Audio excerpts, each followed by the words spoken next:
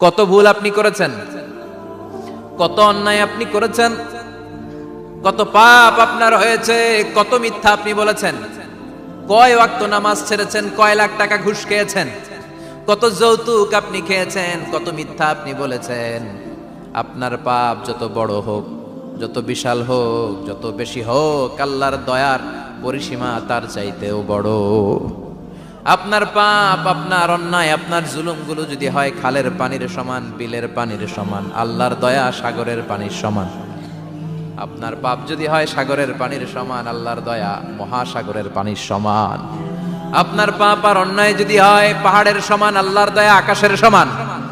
আপনার পাপ যদি হয় আকাশের সমান, আল্লাহর দয়া আরশের সমান। এজন্য আল্লাহ বললেন, ইয়া আইয়ুহাল্লাযীনা আমানু তুবু ইলাল্লাহি তাওবাতান নাসুহা। ও আমার গোলাম, তুই তোর নিজেরে যত বেশি ভালোবাসিস তার চেয়েও আমি তোরে বেশি ভালোবাসি। তোর বাবা মা তোরে যত বেশি ভালোবাসে তার চেয়েও আমাদেরকে বেশি ভালোবাসে কে? আল্লাহ বললেন, ভালোবাসারে তৈরি করার পরে আমি 100 টুকরা করলাম। চিল্লায় বলেন, কয় টুকরা? 99 টুকরা ভালোবাসা আমি আল্লাহ নিজের মধ্যে রেখে দিলাম। 1 টুকরা ভালোবাসা গোটা বিশ্বের সবার মধ্যে আমি ভাগ করে দিলাম। 1 টুকরা ভালোবাসা পেয়ে আমাদের অবস্থা দেখছেন? আল্লাহ যদি 1 টুকরা না দিয়ে আমাকে 30 টুকরা দিত, কথা কন। 1 টুকরা না দিয়ে 80 টুকরা দিলে কি হইতো? কথা কয় না। আমাদের পাপগুলো ক্ষমা করে কে? চিল্লায় বলেন, কে? আল্লাহ ডেকে বলে, গোলাম আমি হলাম গাফিরুয যাম কাবিলুত তাওব। আমার কাজ হলো ক্ষমা করা, আমার কাজ হলো তওবা কবুল করা। শয়তানের কাজ হলো ওয়াসওয়াসা দেওয়া, আমাদেরকে ভুল পথে নিয়ে যাওয়া। আর আমাদের কাজ হলো ভুল করে ফেলা, আল্লাহর কাজ হলো ভুলগুলো মাফ করে দেয়া। আল্লাহ ডেকে বলে, গোলাম তোরা যদি ভুল না করতি, তোরা যদি পাপ না করতি, তোরা যদি অন্যায় না করতি, তোদেরকে ধ্বংস করে দিয়ে এমন একটা জাতি আমি এই দুনিয়ার বুকে তৈরি করতাম যারা সকালবেলা ভুল করে দুপুরে মাফ চাইতো, দুপুরে ভুল করে রাত্রে মাফ চাইতো, আজকে ভুল করে আগামীকাল মাফ চাইতো। আর আমি আল্লাহ গুনাহগুলো তাদের সব ক্ষমা করে দিতাম। ক্ষমা করে দিতে আল্লাহর বড্ড ভালো লাগে। বান্দা আল্লাহর কাছে বারবার চাক, চোখের পানি ছাড়ুক, এটা আল্লাহ পছন্দ করে। চোখের পানির যে কত পাওয়ার আপনি কল্পনাই করতে পারবেন না। অনুশোচনার চোখের পানি চোখ বেয়ে নাকের ডগা পেয়ে জমিনে পড়ার আগেই আল্লাহ এই বান্দারে মাফ করে দেয়। বিশ্বনবী ডেকে বলে, ও আমার উম্মতেরা শোনো, আল্লাহর কাছে দুনিয়ার মানুষদের 2 ফোঁটা পানি সবচেয়ে প্রিয়। 1 হলো জিহাদের ময়দানে রক্তের ফোঁটা, 2 হলো অনুতপ্ত বান্দার চোখের পানির ফোঁটা। এজন্য আল্লাহ ডেকে বললেন, গোলাম আমি যে তোদের কত ভালোবাসি তোর ধারণা নাই। চোখের পানি ছাড়, গুনার কথা স্মরণ কর, তওবা কর। তওবার মতো তওবা করলে সব গুনাহ মাফ করে দিতে পারে কে? বিশ্বনবী বলে, আমার কোনো গুনাহ নাই, তারপরেও প্রতিদিন 70 বারেরও বেশি আমি তওবা করি। আল্লাহে ইন্নী আস্তাগফিরুল্লাহ ওয়া আতুবু ইলাইহি আকসার মিন 70 মাররা। Could you imagine that? কল্পনা করছেন কোনদিন যে নবীর গুনাহ নাই ওই নবী তওবা পড়ে প্রতিদিন 70 বার, আকসার 70 বারেরও বেশি। আমার পড়া দরকার কয়বার? আপনার পড়া দরকার কয়বার? বিশ্বনবী 70 বারের বেশি বললে আমাদের পড়া দরকার কয়বার? আর আমরা প্রতিদিন পড়ি কয়বার? কথা কন। আমাদের ভুল হবে, ভুল হতে সমস্যা নাই, ভুল হওয়াই মানুষের স্বভাব। কিন্তু ভুল হওয়ার পরে ভুলের উপর অটল থাকা যাবে না। শয়তান আর মানুষের মধ্যে এই মৌলিক পার্থক্য। শয়তান ভুল করে ভুলের উপরই আছে, ঠিক কি না? ক্ষমা চায় নাই, কিন্তু আমরা সকালে ভুল করলে দুপুরে মাপ চাই কার কাছে? 19 সালে ভুল করলে 20 সালে মাপ চাই কার কাছে? মৃত্যুর আগ পর্যন্ত আমরা ক্ষমা চাইলে ক্ষমা করে দিবে কে? সব সময় 24/7 তওবার দরজা খোলা, 2টার সময় ছাড়া। ভালো করে মনে রাখবেন, মুখস্থ ঠোঁটস্থ যেন থাকে। 2টার সময় তওবা কবুল হয় না। চিৎকার করে বলেন, কয় সময়? 1 হলো বাদাল গারগারা, গারগারানি যখন আসে, মালাকুল মাউত যখন চলে আসে, মালাকুল মাউতরে যখন দেখে ফেলবেন তখন তওবা কবুল হবে নাকি? কথা কন। আল্লাহ বলে সময় শেষ, তার মানে বাদাল গারগারা তওবা কিন্তু আর কবুল হয়। এই হলো একটা। নাম্বার 2, বাদা তুলুই শামস মিন মাগরিবিহা। প্রতিদিন চাঁদোলাতে সূর্য কোন দিক দিয়ে ওঠে? কথা কয় না? পূর্ব দিকে। কিয়ামতের আগ দিয়ে সূর্য আর পূর্ব দিকে উঠবে না, পশ্চিম দিক থেকে উঠবে। যেদিন প্রভাতে পশ্চিম দিক থেকে সূর্য উঠবে ওই দিন থেকে তওবার দরজাটারে বন্ধ করে দিবে কে? তার আগ মুহূর্ত পর্যন্ত জীবনে যত গুনাহ করেছি, অন্যায় করেছি, চোখের পানি ছেড়ে ক্ষমা চাইলে ক্ষমা করবে কে? শয়তান আল্লাহরে চ্যালেঞ্জ দিছে, আল্লাহ তুমি আমারে জাহান্নামে পাঠাবা, আমিও তোমার বান্দা করে লয়ে একসাথে জামাতে ঢুকমু। একা ঢুকবো না, একা যাব না, তোমার বান্দাদেরকে সবগুলারে জাহান্নামী বানায়া তারপরে ঢুকমু। তোমারে চ্যালেঞ্জ দিলাম, একটারও জান্নাতে ঢুকাইতে পারবা? আল্লাহকে তুই আমার চ্যালেঞ্জ দিলি?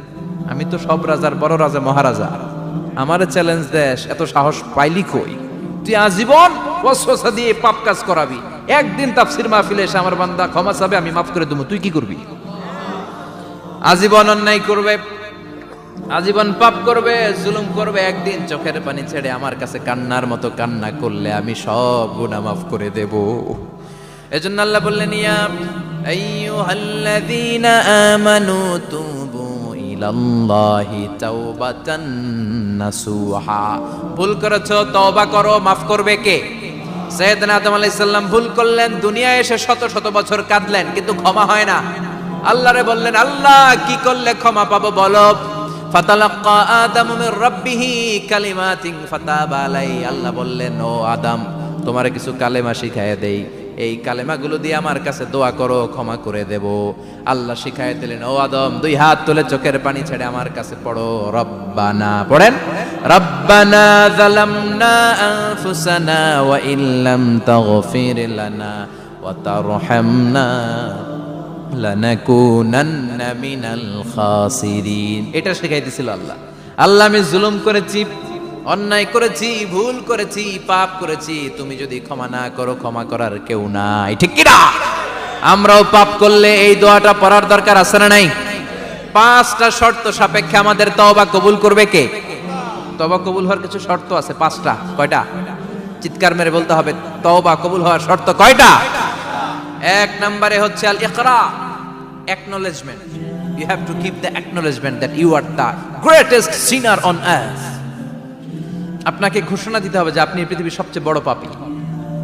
1 নম্বর শর্ত, আপনি বলেন যে আল্লাহ, আমার চেয়ে বড় পাপী নাই, আকাশের নিচে জমিনের উপরে আমি সবচেয়ে বড় পাপী, এমন কোনো পাপ নাই যেটা আমি করি নাই, ঠিক কি না? 1 নম্বরে পাপের ঘোষণা দেন। 2 নম্বরে আন-নাদাম, নাদাম মানে repentance. You have to be repentant for what you have done. আপনাকে অনুতপ্ত হতে হবে, চোখের পানি ছাড়তে হবে। আল্লাহ, আমি লজ্জিত, আল্লাহ আমি নাদান, আমি পিশাচ, আমারে মাফ করে দাও। তার মানে স্বীকার গেলেন কি অন্যায় করেছেন।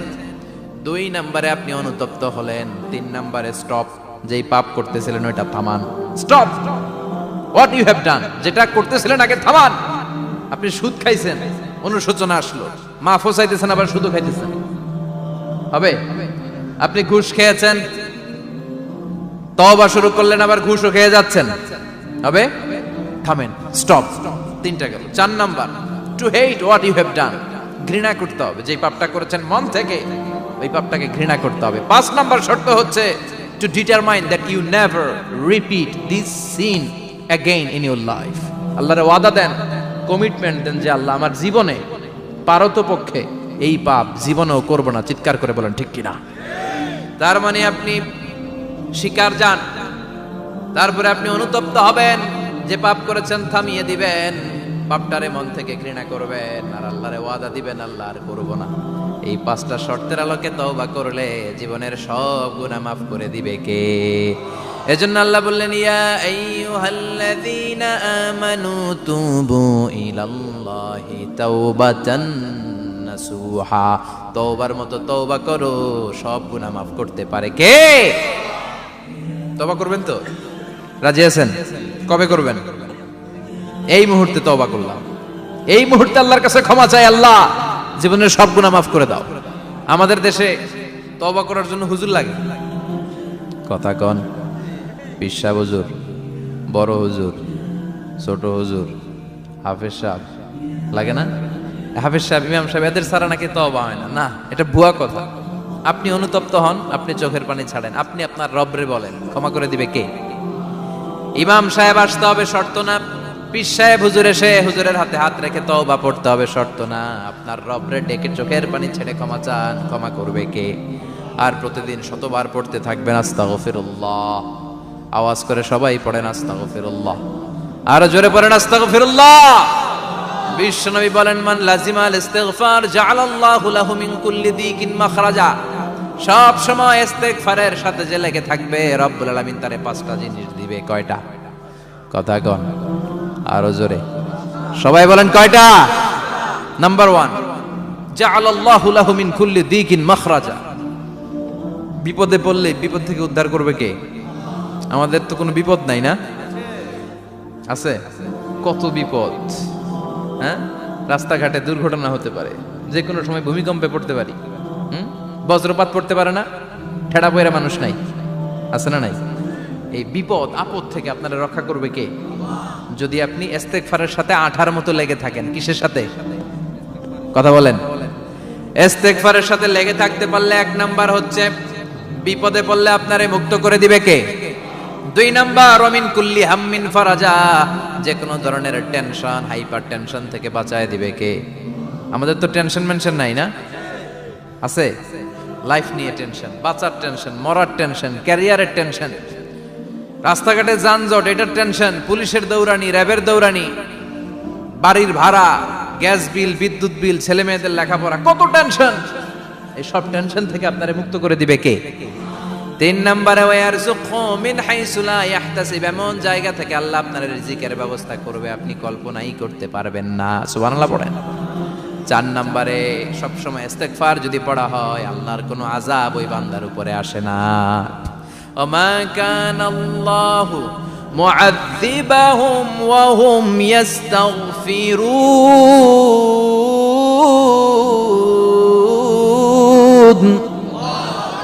যতক্ষণ আমার বান্দা আমার কাছে ইস্তেগফার পড়তে থাকে, আমার কোনো আযাব বান্দারে পাবে না।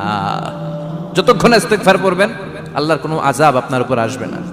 4টা গেল। 5 নাম্বার, বারবার ইস্তেগফার পড়লে রফিক ভাই আল্লাহ আপনারে মুস্তাজাবুদ দাওয়া বানিয়ে দিবে। দোয়া করা মাত্র কবুল করে নিবে কে? মুস্তাজাবুদ দাওয়া বুঝেন তো? মানে যিনি হাত তুলতে দেরি, কবুল হতে দেরি হয় না। বারবার ইস্তেগফার পড়ে দেখেন যে আপনার দোয়া কেমনে কবুল হয়। সবসময় ইস্তেগফার পড়লে আপনার দোয়াগুলোর এইভাবে কবুল করে নিবে কে? এই 5টা জিনিস পাবেন সবসময় যদি ইস্তেগফারের সাথে লেগে থাকেন। রাজি আছেন তো?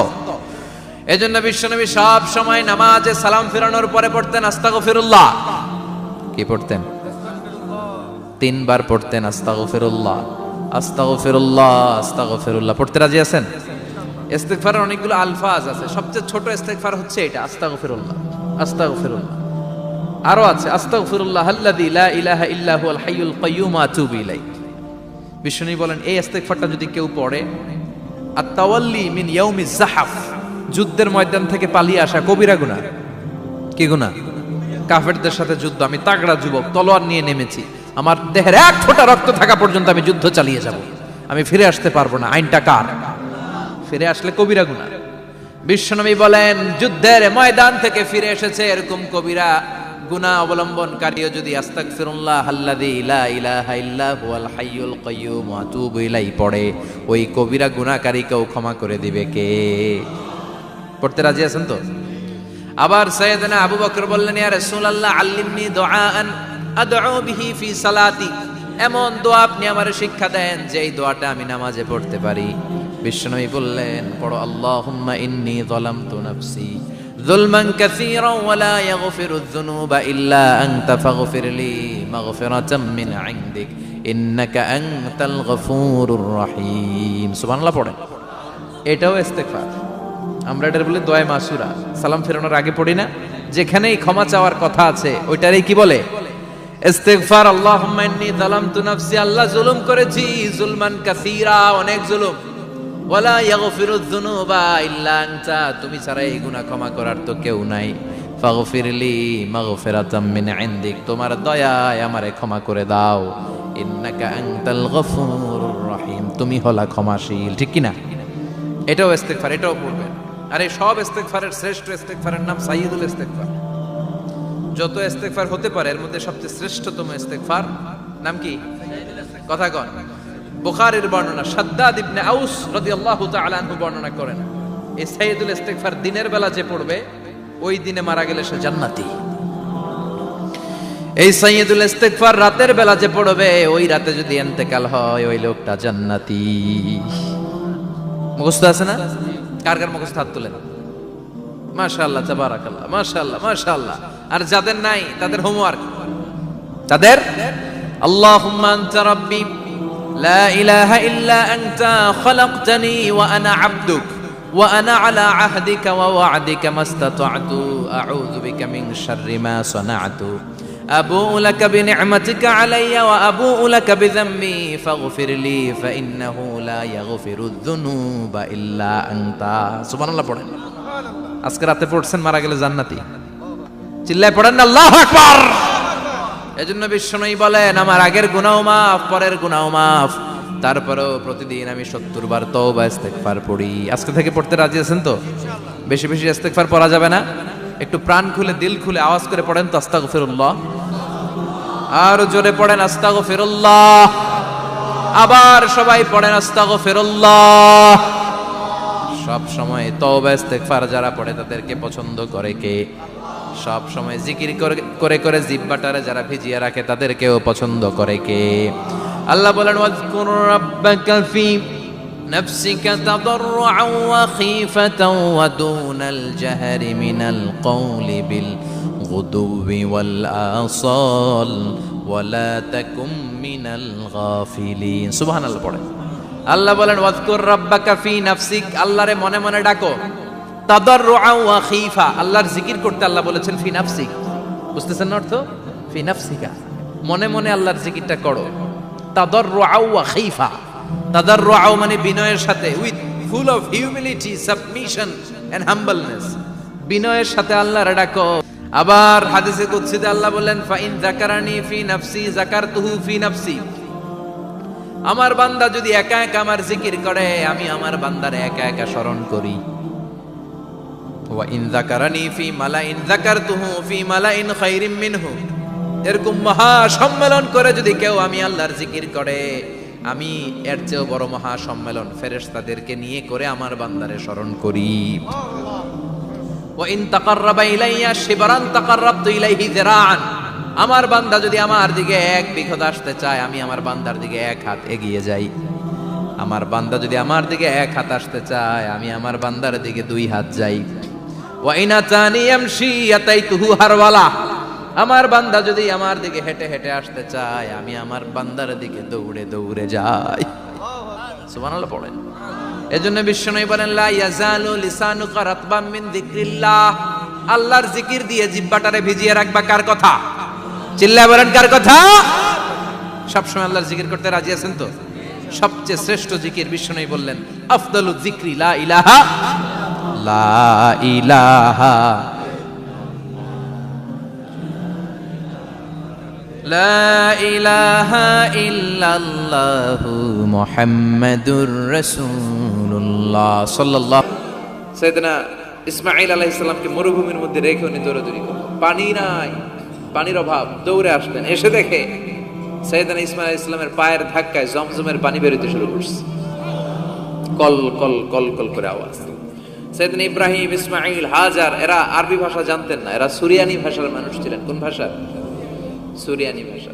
তো পানি দেখে হাজার খুব অবাক, কিরে এত সুন্দর পানি, এই পানি তো মরুভূমির বালিতে লেগে সব শুকিয়ে যাবে। পানি যাতে না শুকায় উনি বালি চারদিক দিয়ে উঁচু করে এরকম বাঁধ দিতে লাগলেন। বাঁধ দিচ্ছেন আর ওনার সুরিয়ানি ভাষায় বলতে লাগলেন, ঝাম ঝাম মানে হচ্ছে থাম থাম, ঝাম মানে স্টপ, থাম থাম, কেফ আরে পানি চলে যাস না, চলে গেলে তো পানি ব্যবহার করতে পারবো না, ঝাম ঝাম ঝাম ঝাম। ওনার মুখনিসৃত এই ঝাম ঝাম শব্দ দুইটা আল্লাহর এত ভালো লাগলো, কিয়ামত পর্যন্ত এই কুয়ার নাম আল্লাহ ঝামঝামের কুয়া বানাই দিলেন। এটার নাম বিইরু ঝামঝাম। বিষ্ণু বলেন, মা উ ঝামঝাম লিমা শুরিবা লাহু, এই ঝমঝমের পানির এত বরকত, যেই রোগের নিয়ত করে এই পানি খাবেন ওই রোগ থেকে শিফা দিবে কে? আবার বিষ্ণু বললেন, ইন্নাহা শিফ তুআমু তুমিন শিফাউ সুকমিন ইন্নাহা মুবারাকা, এই জমজমের পানি গোটা বিশ্বের সব পানির মধ্য থেকে সব চাইতে বরকতের পানি। এই পানির মধ্যে রোগের জন্য চিকিৎসা আছে, মানুষের ক্ষুধা লাগলে এটার ভেতরে খাবারের উপাদান আছে। পৃথিবীর সব পানি শুধু তৃষ্ণা নিবারণ করে, শুধু জমজমের পানি তৃষ্ণাও নিবারণ করে, ক্ষুধাও নিবারণ করে। জাপানের কিছু জিওলজিস্ট, ভূতত্ত্ববিদ গবেষণা করে পেয়েছে এই পানির মধ্যে ফুড সাপ্লিমেন্টারি আছে, মানে খাদ্যের পরিপূরক। কিছু না খাই এই পানি খাইলে ক্ষুধা নিবারণ হয়ে যায়। আবার বিশ্বনবীকে যখন সিনা চাক করা হবে, মেরাজ রজনীতে সাইয়েদনা জিবরাইল বিশ্বনবীর গলা থেকে নাভি পর্যন্ত পুরোটা কেটে হৃদয়টা বের করে এই জামজামের পানি দিয়ে ধৌত করেছিলেন। তার মানে এই ফ্যামিলি যেইখানে হাত লাগাইছে ওইখানে বরকত আছে না নাই? যেখানে হাত ওইখানে বরকত। বাবা পা লাগাইছে মাকাম ইব্রাহিম, ছেলে পা লাগাইছে জামজামের কুয়া, হাজার দৌড়দৌড়ি করেছে, আস-সা'য়ু বাইনা সাফা ওয়াল মারওয়া হজের মধ্যে ওয়াজিব করে দিয়েছে কে? আবার আল্লাহ বললেন ওয়াজআলনা ফি যুররিয়াতিহিন নুবুওয়াতা ওয়াল কিতাব, আমি খুশি হয়ে এই ইব্রাহিমের বংশের মধ্যে নবুয়ত দিয়েছি, আবার কিতাবও দিয়েছি। সুবহানাল্লাহ বলেন। তিনি নবুয়ত দিয়েছেন। পৃথিবীতে যত নবী আসছে সব সাইয়েদনা ইব্রাহিমের নাতিপুতি। সব কি বিশ্বাস হয় না? এই পৃথিবীতে যত পয়গম্বর এসেছেন তার 99.99% নবীরাই ওনার ছেলে আর নাতিপুতি। চিল্লায় পড়েন আল্লাহু আকবার। এজন্য ওনারে বলা হয় আবুল আম্বিয়া, father of the all prophets, সব নবীদের বাবা। ওনার বয়স যখন 86 তখন আল্লাহ সাইয়েদনা ইসমাইলকে দিলেন। বয়স যখন 100 তখন সাইয়েদনা ইসহাক আলাইহিস সালামকে আল্লাহ দিলেন। এইদিকে ইসমাইল, এদিকে সবাই বলেন এদিকে, এদিকে সবাই বলেন এটা এটা ইসহাক। পৃথিবীতে যত নবী এসেছে সব ইসহাকের চ্যানেলে এসেছে। সাইয়েদনা ইসহাক আলাইহিস সালামের চ্যানেলে এসেছে। সাইয়েদনা ইসমাইলের চ্যানেলে নবী নাই, কোন নবী নাই, নবী ছাড়া চ্যানেল। আর এখানে যত হাজার হাজার লক্ষাধিক নবী এসেছে সব নবী ইসহাক আলাইহিস সালামের চ্যানেলে যারা এসেছে সব নবীরা অন্যান্যদেরকে বলে যাইতো, তার উম্মতকে বলে যেত যে সবশেষে একজন নবী আসবে, তিনি হবেন সর্বশ্রেষ্ঠ নবী, তিনি হবেন সর্বশ্রেষ্ঠ নবী। তো এদের এই চ্যানেলে এত নবী, এরা ভাবছে ওই সর্বশেষ নবীটাও এদিক দিয়েই আসবে। কিন্তু আল্লাহ হাজার হাজার লক্ষ নবী এই চ্যানেলে পাঠালেন, কিন্তু সর্বশেষ নবীটা এখানে পাঠালেন না। সর্বশেষ চ্যানেলের নবীটা আল্লাহ এই চ্যানেলে পাঠাই দিলেন। সর্বশেষ নবীটা সাইয়েদনা ইসমাইলের চ্যানেলে এসেছে। এজন্য ওরা হচ্ছে বানি ইসরাইল আর আমরা হচ্ছি বানি ইসমাইল। সুবহানাল্লাহ পড়বেন না? উনার ধর্ম, উনার চেইন থেকে ইহুদিবাদ, খ্রিস্টবাদ, ইসলাম, এই তিন ধর্মের জন্ম। ইহুদিবাদও আল্লাহর দেয়া ধর্ম, খ্রিস্টবাদও আল্লাহর দেয়া ধর্ম, কিন্তু আল্লাহর দেয়া শরীয়তের উপর ওরা অবশিষ্ট থাকে নাই, থেকেছে শুধু ইসলাম। ঠিক কিনা? এজন্য আমরা প্রত্যেক নামাজে পড়ি গায়রিল মাগদুবি আলাইহিম ওয়ালাদ-দাল্লিন। ও আল্লাহ, গায়রিল মাগদুব, যাদের উপর তোমার রাগ ক্রোধ, তাদের পথ আমরা চাই না, ওরা হলো ইহুদিরা।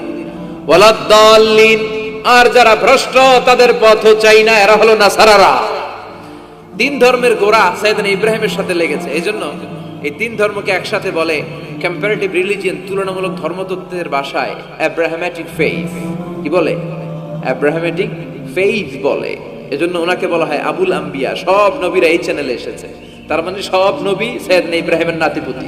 আবার এই প্রতিটা নবীর জন্য আল্লাহ তাআলা আকাশ থেকে কিতাব নাজিল করেছেন। চিল্লায় বলেন ঠিক কিনা? আল্লাহ বলে ইব্রাহিম তোমারও আমি কিতাব দিলাম। সাইয়েদনা ইব্রাহিম আলাইহিস সালামের উপর কিতাব আছে না নাই? ওই কিতাবের নাম কি? কে পারে?